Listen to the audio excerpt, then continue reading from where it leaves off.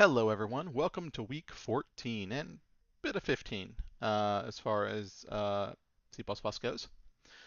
This week, we have one thing for you to do. Well, actually, there's probably a little bit more than one thing, but one assignment, I should say. Now, the assignment for this week is a little different than the previous ones. In the previous ones, I have given you essentially everything you need to complete them. In this one, I haven't.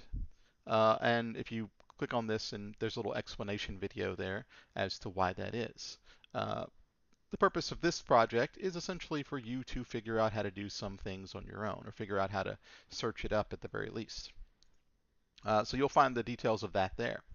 Now, we should be getting pretty close to final exams as well. So I'm also going to turn on the final exam review, so you can go through that. Final exam will comprise everything we covered up till now.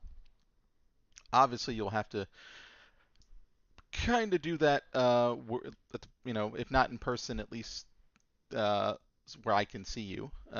This is not going to be something you're going to easily be able to do, like with a random e-learning coordinator or something. You really have to take this with me because the specific software you need for this is like not going to be on their computers more than likely. Uh, Not to mention you can't use Lockdown Browser and several other things that are generally required.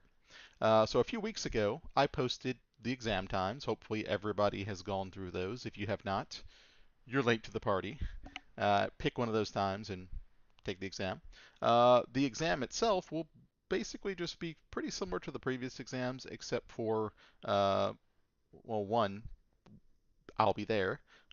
Two, it'll be a little longer than the previous ones. And three, I don't know how everyone takes their exams at home, but you have to do this pretty much on your own. Obviously, you can't just Google stuff and do various other things.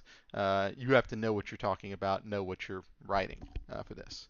Now, for the programming portion of the test, you can open your programs that you've used. So take your programs that you've built the entire semester with you, because at the end of the test, you'll have to write some programs. There'll be a couple to pick from. You simply pick two programs or so that you want to write, and you can open up all your projects that you know that you built throughout the semester and use those to build those projects. Now, throughout the entire test, you are not allowed to run any of the code on the test or to Google or search anything. At this point, you either know it or you don't. Uh, and if you've managed to squeak by you know, skirting those boundaries of what's allowed and what's not, this test is going to be a lot more difficult for you. Hopefully, everybody has been doing things correctly, and then this test won't be that hard. It's over everything we covered so far. If you've paid attention, written all your own work, then that is not difficult. Uh, there's a little review for that there. You'll also find if you go to grades a placeholder for the final exam.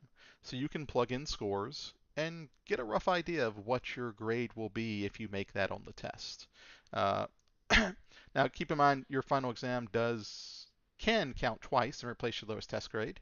So for that, whatever you make on this exam, if it's higher, it can overwrite one of those test grades. If this is the lowest test grade, then it only counts once. So you can play with that all you want, see what you need to make to do this or to do that. And of course, if you have any questions or anything, feel free to ask me.